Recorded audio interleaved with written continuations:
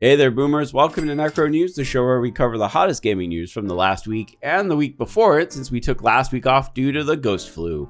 Since you guys liked it so much last episode, this is our schedule for this week. As far as this week's episode goes, we're going to be covering the $10 million Pokemon TCG scam, the PSN outage, the Japanese adult game controversy, and a lot more. Thanks again for bearing with us last week, but let's jump right on into it.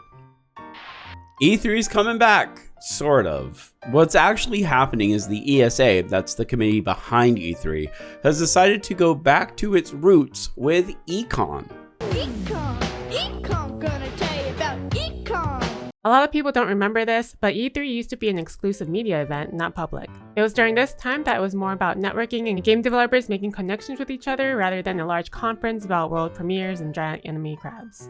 So the ESA is forming iicon, an invitation-only summit where visionaries and innovators from the video game industry will get together to unlock the limitless potential of interactive entertainment. The first one will be held in Las Vegas 2026, and apparently this is a good approach since Nintendo, Microsoft, Sony, Squeenix, Disney, all the big guys are coming in. The story is actually from 2 weeks ago, but it's important enough that we felt that we should bring it up. As you guys probably know, Pokemon trading cards are very popular and have exploded in price because reasons and gambling, I guess, I don't know. Anyway, as you would expect, rare cards go for a lot, especially ones with errors in them, limited printed runs, stuff like that. So it's not too hard to believe that the original playtest cards might be worth a lot of money. And I mean a lot. Back in 2024, a bunch of prototype Pokemon cards were sold online, totaling $10 million across various sales.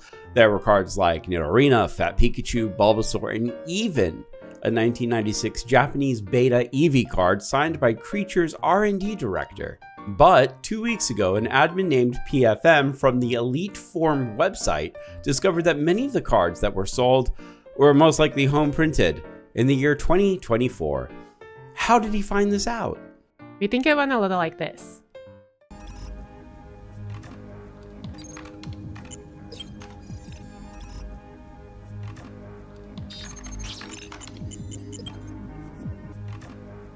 To give some more context, you know how printers ask for colored ink even when you're only printing in black? Well, it's not just to make you buy more ink. It's for legal forensics, actually. You see, when you print from your home printer, it'll actually put tiny yellow dots that you can't see on everything they print. It acts like a signature in case the document is used on anything illegal. It even proves the time and date it was printed. And as you can see, these prototype Pokemon cards have literal signatures that prove the time and date they were printed. Now, the post on the Elite Forum by PFM emphasizes several batches from different stages of testing has had inconclusive results, but nonetheless, collector's stuff is really only worth what people think it's worth. That being said, I do have a bunch of old Pokemon cards from the 90s, so boomers, tell me, are they worth anything? Also, you heard about the Wicked dolls, right? Wait, what? The official Wicked Barbie dolls or whatever. Are you talking about the one that took you to wicked.com? Yeah! Those are now. Wait, really? Yeah, the misprinted ones. Oh, well, shit. Maybe I know someone who has one. This next story might feel like deja vu if you're older than like 20. Also, depending on what happens by the time this video comes out, it might already be resolved. But over the weekend, the PlayStation Network went down, which meant that you couldn't play any of your games. You would think that's okay. You can still play your physical games, right? Nope. You can't connect your disc drive to the console, as the physical disc drive requires the PS5 to call home and always be online. Otherwise, it doesn't actually work.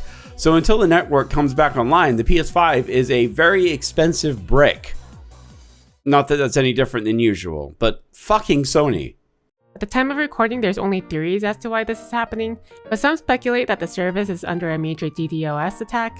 If this turns out to be true, it'd be another addition to Sony's horrible history of hacks. Hopefully it doesn't last a month like the PSN outage in 2011, but also, how many of you actually own a PS5?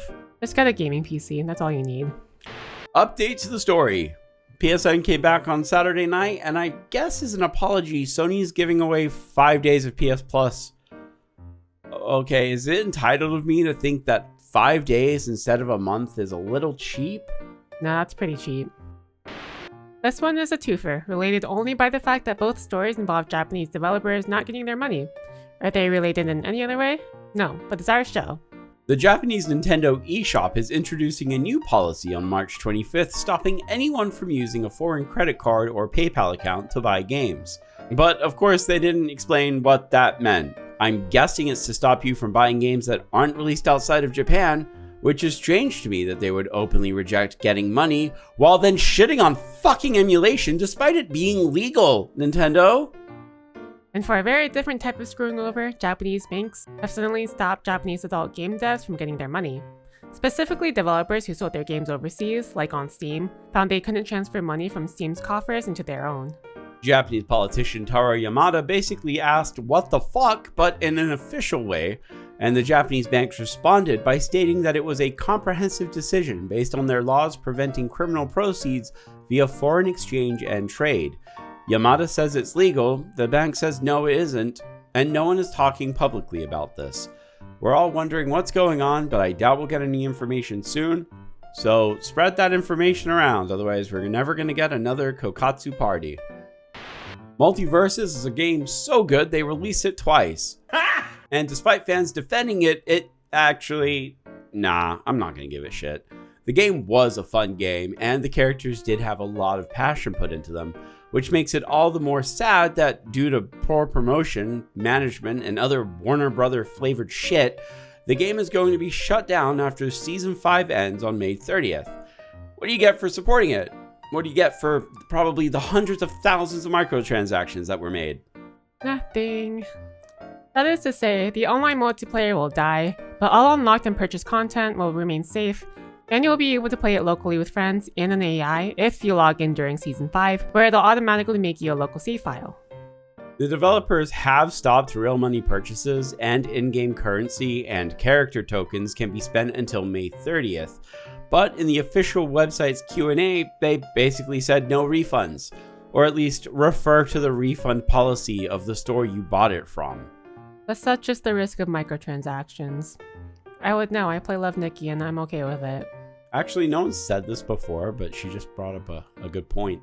If you download the game in Season 5, and the game made a local save file for the offline game, can't people just share the save file to get all the characters and costumes without spending any money at all?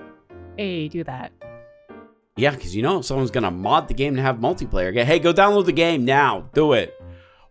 And speaking of Warner Bros. Games, their entire games division has been in the middle of an existential crisis for a few years now. Suicide Squad's failure made things pretty apparent to the dumb white guys running the company. The live service is not a good game design, something that everyone else already knew. Lollyman Jason Schreier published an article on Bloomberg last week detailing the absolute mess of working within the WB gaming sphere. How chaotic was it? Well, the now former director of the whole division, David Haddad, never played a video game in his life and would take months to answer important questions. It's because of his uninformed initiatives that many of the games they publish seem to be a disjointed mess. Let's go over the things Haddad failed at. Patenting the Nemesis system, games being made with just live service, killing IPs from Monolith, and sinking $100 million into the Wonder Woman game without even understanding what type of game it needed to be. If you didn't know there was a Wonder Woman game in the works, that's okay, because neither did we. But it's not going to be coming out anytime soon, as it was reported that the entire game was scrapped and has been rebooted last year into an action-adventure game. What we can take from this announcement is that the game was probably another live service game like Suicide Squad. But the real question is, who cares about Wonder Woman? Who would want a Wonder Woman game? Depends on how good it was going to be, but obviously it wasn't going to be good, so no one. Right, but also it's like Ellie, name 3 Wonder Woman villains. Cheetah Girl, Ares.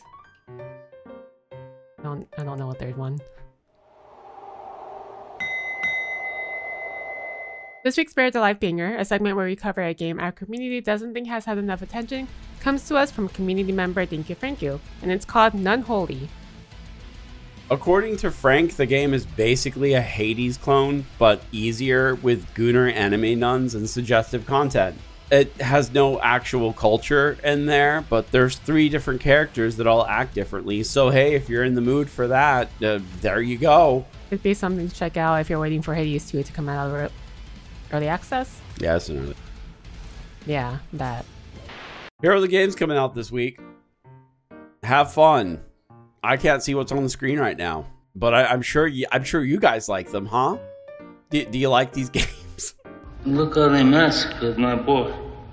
And that's it for this week's Necro News. If you like the video, subscribe to the channel if you're not already. And if you don't want to, that's okay. We do appreciate you watching the video all the same. Thank you so much for your support. And if you've made it this far into the video, post a pesky wabbit. Like Bug. See what I did there? In the comments. And as always, a very special thank you to all of our channel members. We really couldn't ask for a better community. If you'd like to show more support, you can always join and get some extra content along the way. But until next time, everyone, goodbye. Goodbye.